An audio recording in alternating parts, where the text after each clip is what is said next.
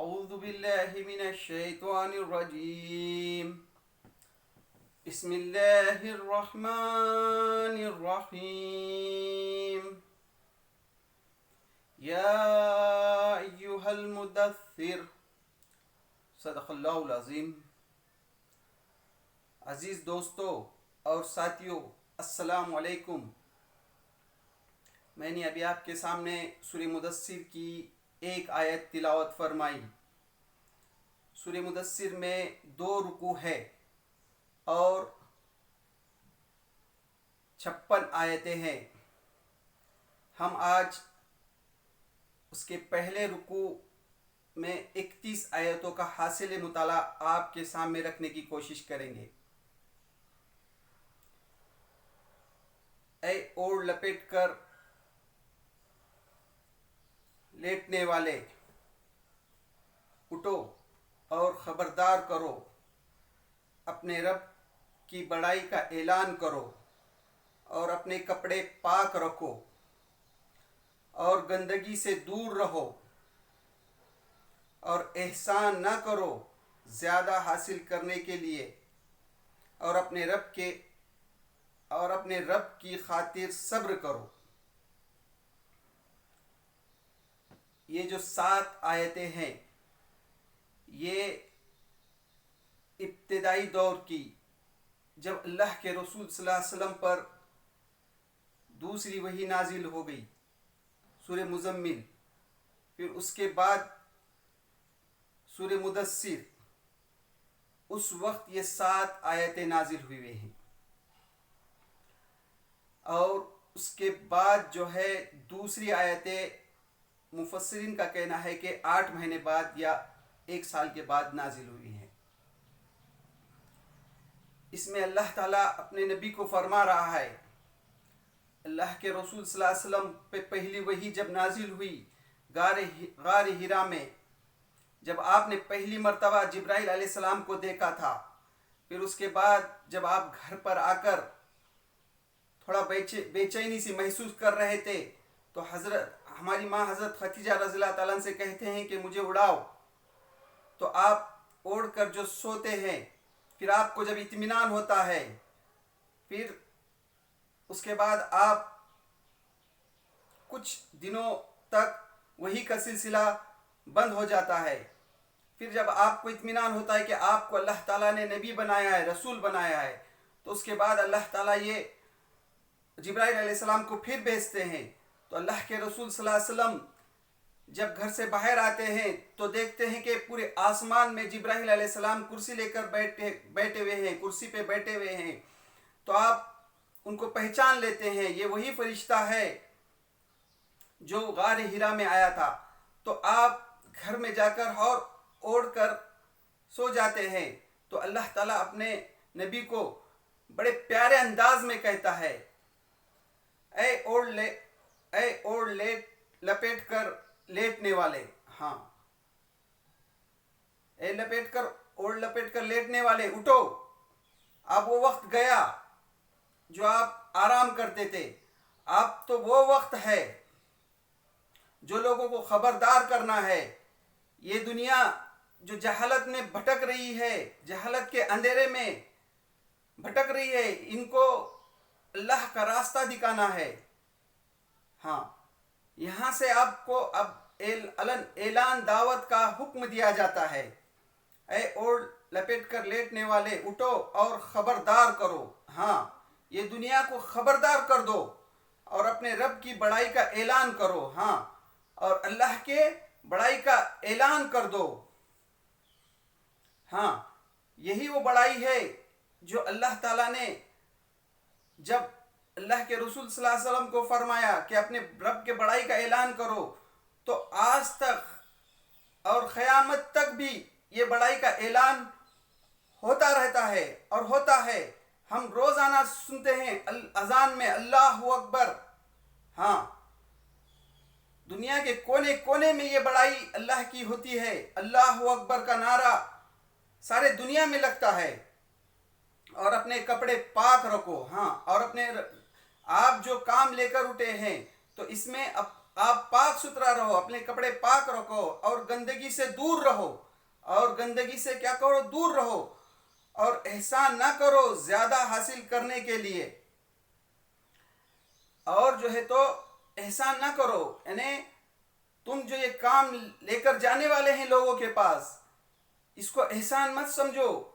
اللہ تعالیٰ نے آپ کو چنا ہے، آپ ان سے توقع مت رکھو، دنیا کی توقع مت رکھو، صرف اور صرف اللہ کی رضا کے لیے اس اللہ کا پیغام اللہ کے لوگوں تک پہنچاؤ، اور اپنے رب کی خاطر صبر کرو۔ ہاں، اور آپ جو یہ کام لے کر جائیں گے لوگوں کے پاس، تو لوگ آپ کو طرح طرح سے ستائیں گے، تو اس پر صبر کرو۔ ہاں، لوگ جو ہے آپ کے دشمن ہو جائیں گے، آپ کو جو صادق اور آمین کہتے ہیں یہی لوگ آپ کے دشمن ہو جائیں گے۔ ہاں، تو اس پر صبر کرو، ڈٹے رہو، جمے رہو اپنے کام پر۔ یہ 7 آیتیں تھی جو اس وقت نازل ہوئی۔ اس کے بعد اللہ کے رسول صلی اللہ علیہ وسلم جاتے ہیں اور عام لوگوں میں اللہ کے دین کی بات لے کر جاتے ہیں۔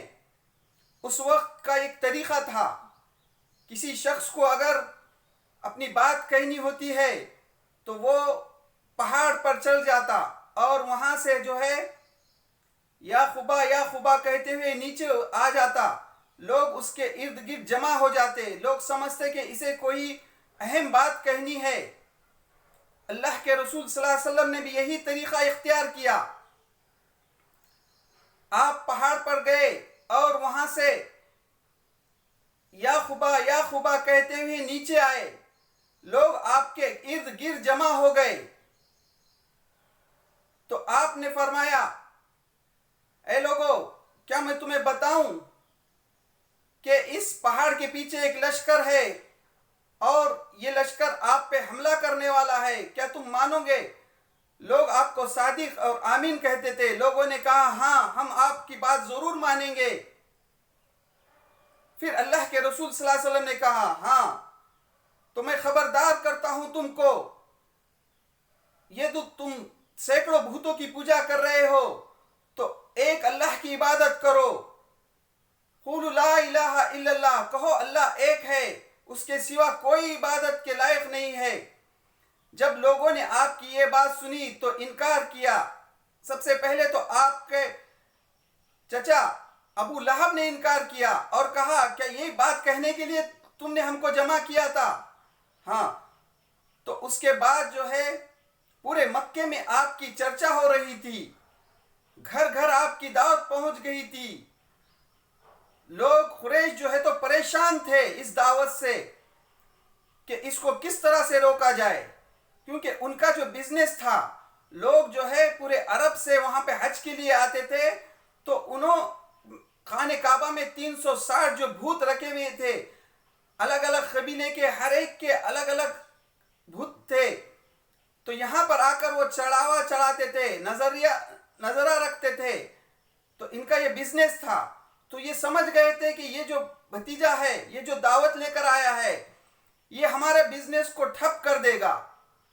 تو لوگ اس دعوت کو روکنے کے لیے الگ الگ باتیں بنا رہے تھے۔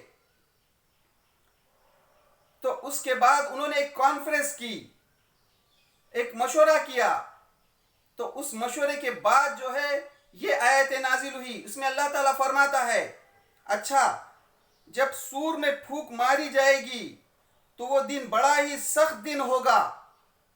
قیامت کا ذکر اللہ تعالیٰ یہاں کہہ رہا ہے، کافروں کے لیے ہلکا نہ ہوگا۔ چھوڑ دو مجھے اور اس شخص کو۔ ہاں، یہاں پہ جس شخص کا ذکر ہو رہا ہے تو وہ شخص ولید بن مغیرہ، جو خالد بن ولید کے والد صاحب تھے، ان کے 10 سے 12 بیٹے تھے اور یہ مکے میں بڑی اہمیت رکھتے تھے، ان کا ایک وقار تھا، مشورے میں شامل رہتے تھے یہ۔ تو اس شخص وہ بہت شخص جو ہے تو بہت ہوشیار تھا. یہ لوگوں سے کہا کہ تم جو یہ محمد صلی اللہ علیہ وسلم کے ساتھ کے بارے میں جو الگ الگ خیالات رکھتے ہیں، تو یہ اب جو ہے تو حج کا موقع ہے، پورے عرب کے لوگ حج کے لیے آنے والے ہیں. جب یہ لوگوں کے سامنے محمد صلی اللہ علیہ وسلم یہ دعوت لے کر جائیں گے تو لوگ متاثر ہو جائیں گے، اور آپ جو الگ الگ رائے رکھتے ہیں تو لوگوں کو آپ پہ اعتماد نہیں رہے گا. اس لیے ایک رائے پر متفق ہو جاؤ، یا پھر میں محمد صلی اللہ علیہ وسلم کے پاس جاتا ہوں اور ان کو سمجھانے کی کوشش کرتا ہوں. پھر جو ہے وہ شخص اللہ کے رسول صلی اللہ علیہ وسلم کے پاس گیا. جب اللہ کے رسول صلی اللہ علیہ وسلم نے ان کے سامنے قرآن مجید کی تلاوت کی اور ان کو دعوت دی تو وہ سمجھ گیا کہ یہ حق بات ہے. وہ خود دل سے مان گیا کہ یہ جو ہے تو محمد صلی اللہ علیہ وسلم کا دل کا کلام نہیں ہے، یہ شاعری کلام نہیں ہے، یہ بالکل حق ہے. وہ حق کو سمجھ گیا. حق کو سمجھنے کے باوجود وہ انکار کیا. جب اپنے قوم کے پاس آیا تو اس نے کہا کہ محمد صلی اللہ علیہ وسلم کو اس کے حال پہ چھوڑ دو، یہ اگر غالب آئے تو ہم پورے عرب ہی پہ ہم غالب آ جائیں گے، پوری دنیا پہ غالب آ جائیں گے. اگر اس کی بات کو لوگوں نے انکار کیا تو خود ہی اس کو ختم کر دیں گے. تو لوگ سمجھ گئے کہ یہ بھی جو ہے اللہ کے رسول صلی اللہ علیہ وسلم کی دعوت سے متاثر ہو گیا. یہ بہت ہوشیار انسان تھا. تو لوگوں نے کہا تو تم ہی بتاؤ ہم کو کیا کرنا چاہیے. تو اس نے ایک مشورہ دیا کہ یہ کوئی شاعری کلام نہیں ہے، یہ مجنون بھی نہیں ہے، اس کو جادوگر کہے. ہاں، یہ جادوئی کلام ہے. اس طرح سے اس شخص نے ایک بات لوگوں کے سامنے رکھی اور سب نے یہ کیا کہ اس جادوگر کہے. تو اللہ تعالیٰ اس شخص کا ذکر کر رہا ہے یہاں پہ، کافروں کے لیے ہلکا نہ ہوگا، چھوڑ دو مجھے اور اس شخص کو جسے میں نے اکیلا پیدا کیا، یعنی اسے اکیلا پیدا کیا. بہت سا مال اس کو دیا، اس کے ساتھ حاضر رہنے والے بیٹے دیے، یعنی اس کو 10 سے 12 بیٹے دیے جو ایک وقار رکھتے تھے، اور اس کے لیے ریاست کی راہ ہموار کی. پھر وہ توقع رکھتا ہے کہ میں اسے اور زیادہ دوں، یعنی اس کو بہت سے بیٹے دیے پھر بھی اور توقع رکھتا ہے کہ میں اس کو اور زیادہ دوں. ہرگز نہیں. وہ تو ہماری آیات کا دشمن نکلا، یعنی اللہ کی آیاتوں کا وہ کیا ہوا؟ دشمن نکلا. میں تو اسے عنقریب ایک کٹھن چڑھائی چڑھاؤں گا. اس نے سوچا اور کچھ بات بنانے کی کوشش کی تو خدا کی مار اس پر کیسی بات بنانے کی کوشش کی. ہاں، خدا کی مار اس پر کیسی بات بنانے کی کوشش کی. پھر لوگوں کی طرف دیکھا، پھر پیشانی سکڑی اور منہ بنایا، پھر پلٹا اور تکبر میں پڑ گیا. آخرکار بولا یہ کچھ نہیں ہے مگر ایک جادو جو پہلے سے چلا آ رہا ہے. یہ تو ایک انسانی کلام ہے. عنقریب میں اسے دوزخ میں جھونک دوں گا اور تم کیا جانو کہ کیا ہے وہ دوزخ. نہ باقی رکھے نہ چھوڑے، یعنی دوزخ کیا ہے اس کے بارے میں اللہ تعالیٰ کہہ رہا ہے کہ وہاں باقی رہے گا انسان، نہ چھوڑے گا. کھال جلس دینے والی 19 کارکن اس پر مقرر ہیں. ہاں، اللہ تعالیٰ قرآن یہاں پر جو ہے دوزخ میں 19 فرشتوں کا ذکر کہہ رہا ہے. 19 فرشتوں کا ذکر کرنے کے بعد اللہ کے رسول صلی اللہ علیہ وسلم کو معلوم تھا کہ یہ جو ہے اس کا مذاق اڑایا جائے گا، تو مکے میں آپ کا مذاق اڑانے لگے. یہ دیکھو، یہ اتنی بڑی دوزخ کا ذکر کرتے ہیں کہ پوری دنیا کے کافر جو ہے اس میں جمع رہیں گے، اور اس کو جو ہے تو صرف 19 فرشتے کنٹرول کریں گے. تو اس طرح سے طرح طرح سے باتیں کرنے لگے. ابو جہل وہ یہ کہہ رہے تھے کہ ہم 10 لوگ مل کر ایک کارکن کو نپٹ لیں گے. مکے میں ایک پہلوان تھا، اس نے کہا کہ میں تو 17 سے نپٹتا ہوں، تم 2 کو نپٹ لینا. اس طرح کے باتیں کرنے لگے. اللہ کے رسول صلی اللہ علیہ وسلم کو یہ چیزیں معلوم تھی، پھر بھی آپ نے جس طرح سے اللہ تعالیٰ نے قرآن مجید میں 19 فرشتوں کا ذکر کیا ہے. آپ نے بالکل اسی طرح لوگوں کے سامنے اس بات کو رکھا, کوئی پرواہ نہیں کی ان کی.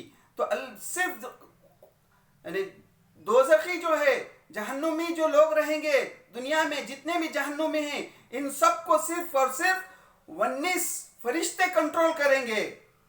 دوزخ کے یہ کارکن فرشتے بنائے ہیں اور ان کی تعداد کو کافروں کے لیے فتنہ بنا دیا. ہاں, اللہ تعالیٰ نے اس کی تعداد بتا کر ان کو فتنہ بنا دیا تاکہ اہل کتاب کو یقین آ جائے. یعنی اہل کتاب کو معلوم تھا کہ محمد صلی اللہ علیہ وسلم جو بات کہہ رہے ہیں بالکل حق ہے, اور یہ تعداد جو بتا رہے ہیں بالکل حق ہے, اور ایمان لانے والوں کا ایمان بڑھ جائے. ہاں, جو لوگ ایمان لائے ہیں ان کا یقین اور بڑھ جائے کہ اللہ کو جو ہے 19 فرشتے کیا, اللہ تعالیٰ تو بغیر فرشتے سے بھی کنٹرول کر سکتا ہے. کسی کی کوئی ضرورت نہیں ہے. ایمان والوں کا اور ایمان بڑھ گیا, اور اہل کتاب اور مومن کسی شک میں نہ رہے, اور دل کے بیمار اور کافر یہ کہیں کہ بھلا اللہ کو اس عجیب بات سے کیا مطلب ہو سکتا ہے. جس کے دل میں بیماری ہے, جو یقین نہیں رکھتے, وہ اس طرح کی باتیں کرتے ہیں کہ ایسی 19 فرشتے کی کیا ضرورت, اللہ تعالیٰ اتنا بڑا کنٹرول کیسا کریں گے. اس طرح اللہ جسے چاہتا ہے گمراہ کر دیتا ہے. یعنی اللہ تعالیٰ جسے چاہتا ہے گمراہ کر دیتا ہے, اور جسے چاہتا ہے ہدایت بخشتا ہے, اور اللہ جسے چاہتا ہے ہدایت بخشتا ہے. اور تیرے رب کے لشکر کو خود اس کے سوا کوئی نہیں جانتے. ہاں, دنیا میں جو اللہ کے لشکر ہیں اللہ کے سوا کوئی نہیں جانتے. ہمارے سامنے ہم صرف یہی جانتے ہیں کہ یہ جو انسان ہے یہ چرین پرین ہے, بس اسی کو ہم سمجھتے ہیں, حقیقت نہیں. بلکہ اللہ کا لشکر کو اللہ ہی جانتا ہے کہ کس طرح سے وہ کائنات میں کیسا مخلوق رکھا ہے اور کیا کیا ہے. اور اس دوزخ کا ذکر اس کے سوا کسی غرض کے لیے نہیں کیا گیا ہے کہ لوگوں کو اس سے نصیحت ہو. ہاں, یہ جو دوزخ کا ذکر اس لیے کیا گیا ہے تاکہ لوگ اس سے نصیحت حاصل کریں. ہاں دوستو, تو یہ تھا پہلے رکوع 31 آیت کا حاصل مطالعہ میں نے آپ کے سامنے رکھنے کی کوشش کی. تو اللہ تعالیٰ سے دعا اللہ تعالیٰ ہمیں قرآن مجید کی تعلیمات کو سمجھ کر عمل کرنے کی توفیق دے. وآخر الدعوانا ان الحمد للہ رب العالمین.